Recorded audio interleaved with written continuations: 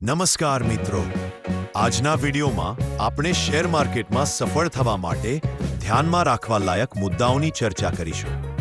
Share માર્કેટમાં આવનાર બધા જ લોકોની અપેક્ષા બમ્પર પૈસા કમાવાની હોય છે, પરંતુ બધા જાણે છે કે આ એટલું સહેલું નથી. ઉલટાનું એવું પણ બની શકે કે તમારા પૈસા ડૂબી જાય, કેમ કે શેર માર્કેટ સાથે જોખમ જોડાયેલ છે. તો આજે આપણે 7 એવા પોઈન્ટ્સ જોઈશું કે જેને તમે ધ્યાનમાં રાખો તો 100% તમે શેર માર્કેટમાં સફળ થશો.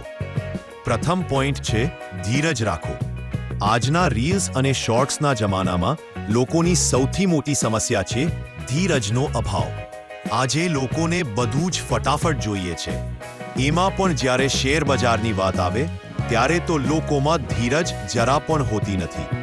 લોકોની અપેક્ષાઓ એવી હોય છે કે જો તેઓ કોઈ સ્ટોક ખરીદે છે તો ત્યાંથી તે વધવો જોઈએ, અને જો ત્યાંથી ઘટે છે તો લોકો હેરાન પરેશાન થવા લાગે છે. ખરેખર સ્ટોક માર્કેટમાં એવું નથી હોતું કે તમે ખરીદો એટલે વધવા લાગે. એટલે આવા સમયે ધીરજ રાખતા શીખવું જોઈએ. એવા હજારો કિસ્સા છે જેમાં સ્ટોક ખરીદ્યા બાદ ઘટ્યો હોય અને એ પછી શાનદાર તેજી બતાવી હોય. એટલે ધીરજ રાખો અને પોતાના રિસર્ચ પર વિશ્વાસ રાખો, અને ખરીદી બાદ ઘટે છે તો એ સ્ટોકમાં થોડી ખરીદી ચાલુ રાખો. માર્કેટનો સ્વભાવ છે અપ અને ડાઉન કરવાનો, તો આવા અપ અને ડાઉનથી ગભરાયા વગર નિર્ણય લો. બીજો પોઈન્ટ છે શીખવા પર ધ્યાન આપો, ટિપ્સ પર નહીં. શેર માર્કેટમાં પૈસા કમાવા આવતા લોકો મોટે ભાગે ટિપ્સ માટે ભટકતા હોય છે કે કોઈ ટેલિગ્રામ કે યુટ્યુબ પરથી કોઈ ટિપ્સ મળી જાય, પરંતુ શેર માર્કેટ વિશે શીખવા પર ધ્યાન આપતા નથી. એક વસ્તુ ખાસ યાદ રાખો કે ટિપ્સ કે બીજાની સલાહોના આધારે તમે કદાચ ટૂંકા ગાળે થોડો ઘટલો ફાયદા મેળવી શકો છો, પરંતુ લાંબા ગાળે તમે બીજાની ટિપ્સ કે સલાહોના આધારે રહેશો તો તમને 100% નુકસાન જશે. એટલે જો સ્ટોક માર્કેટમાં સફળ થવું હોય તો ધીરે સ્ટોક માર્કેટ વિશે શીખવાનું ચાલુ કરી દો. કંપનીના બિઝનેસને સમજવાનો પ્રયત્ન કરો, કંપનીના ફંડામેન્ટલ્સ વિશે અભ્યાસ કરો, અને એના રિઝલ્ટ તથા બેલેન્સ શીટનો અભ્યાસ કરો. ધીરે તમે જાતે કોઈ પણ કંપનીનું વિશ્લેષણ કરતા શીખી જશો, પછી તમારે કોઈની ટિપ્સ કે સલાહની જરૂર નહીં પડે. ત્રીજો પોઈન્ટ છે પોર્ટફોલિયોમાં વૈવિધ્ય રાખો. શેર બજારમાં સફળતા મેળવવા માટે પોર્ટફોલિયોમાં વૈવિધ્ય રાખવું ખૂબ જરૂરી છે, જેનાથી જોખમમાં ઘટાડો થાય છે. તમારા રોકાણ માટેના નક્કી થયેલ બધા પૈસાને ક્યારે પણ કોઈ એક સ્ટોકમાં ન રોકવા જોઈએ, કેમ કે આવું કરવાથી જોખમ વધી જાય છે. તેવી જ રીતે એક સેક્ટરમાં પણ રોકાણ ન કરતા અલગ સેક્ટરની સારી કંપનીઓમાં રોકાણ કરવું જોઈએ, જેથી કોઈ એક સેક્ટરમાં ડાઉનફોલ આવે તો પણ તમારો પોર્ટફોલિયો ડાઉન નહીં થાય. ધારો કે તમે 2 લાખ રૂપિયાનું રોકાણ કરવા માંગો છો, તો આ 2 લાખ એક જ સ્ટોકમાં ન રોકતા 20 હજાર કે 10 હજાર અલગ સ્ટોકમાં રોકવા જોઈએ, જેથી જોખમ ઘટી જાય. ચોથો પોઈન્ટ છે લાંબા ગાળાનો દ્રષ્ટિકોણ રાખો. શેર માર્કેટમાં અભૂતપૂર્વ સફળતા મેળવવી હોય તો પોતાનો દ્રષ્ટિકોણ હંમેશા લાંબા ગાળાનો રાખો. લાંબા ગાળે સારી કંપનીઓમાં શાનદાર રિટર્ન મળે છે.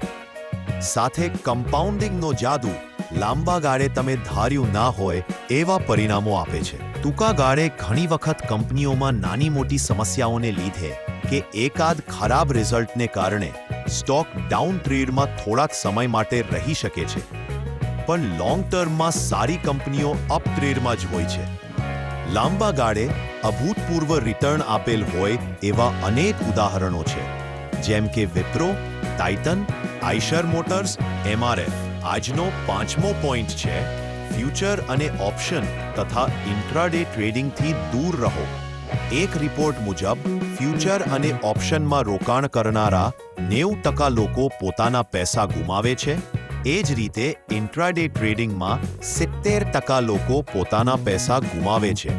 એટલે કે આ ખૂબ જ જોખમી છે, જેથી આનાથી દૂર રહો અને લોંગ ટર્મ ઇન્વેસ્ટિંગમાં ધ્યાન આપો, જેમાં જોખમ ફ્યુચર અને ઓપ્શન તથા ઇન્ટ્રાડે કરતા ખૂબ જ નહિવત પ્રમાણમાં હોય છે. ટૂંકા સમયમાં સારું રિટર્ન મેળવવાની લાલચથી દૂર રહો અને પોતાના પૈસાને ડૂબતા બચાવો. 6 નંબરનો પોઈન્ટ છે પેની સ્ટોક્સથી બચો. સ્ટોક માર્કેટમાં રોકાણ કરતા રિટેલ ઇન્વેસ્ટરો તથા નવા ઇન્વેસ્ટરોમાં સૌથી વધુ આકર્ષણ જો કોઈ વસ્તુનું હોય તો તે છે પેની સ્ટોક્સ. નવા ઇન્વેસ્ટરોને એવું લાગે છે કે કોઈ સ્ટોક્સ 10 રૂપિયા કે 2-3 રૂપિયામાં મળે છે તે સસ્તો છે અને જો આવા સ્ટોક્સ ખરીદી કરશું તો ઓછા પૈસામાં ઘણા શેર આવી જશે. પરંતુ એક વસ્તુ યાદ રાખો કે સ્ટોકની કિંમતના આધારે કોઈ સ્ટોક સસ્તો છે કે મોંઘો એ નક્કી ના કરી શકાય. જેમ કે 10 ગ્રામ સોનાની કિંમત 1 લાખ આસપાસ છે, જ્યારે એટલા જ લોખંડની કિંમત 1 રૂપિયા કરતાં પણ ઓછી છે, તો શું લોખંડ સસ્તું અને સારું ગણી શકાય?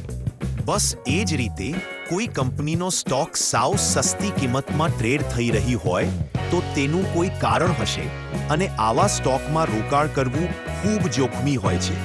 તો આવી કંપનીઓમાં રોકાણ કરવાથી દૂર રહો. લાસ્ટ પોઈન્ટ છે દેવું કરીને સ્ટોક માર્કેટમાં રોકાણ ના કરો.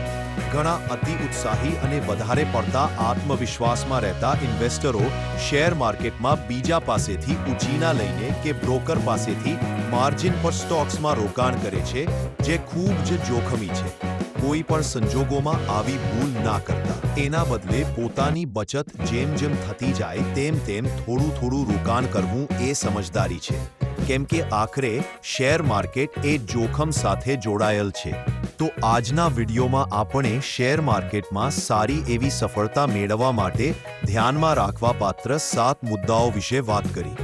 આ મુદ્દાઓને ધ્યાનમાં રાખી તમે સ્ટોક માર્કેટમાં રોકાણ કરશો તો 100% તમે સારા એવા પૈસા કમાઈ શકશો. આ 7 મુદ્દાઓમાંથી તમને કયો મુદ્દો સૌથી જરૂરી લાગે છે એ કોમેન્ટમાં જરૂર જણાવજો અને પોતાના મિત્રો સાથે જરૂર શેર કરજો અને આવી જ માહિતી માટે ચેનલને સબસ્ક્રાઇબ જરૂર કરજો. જય હિન્દ.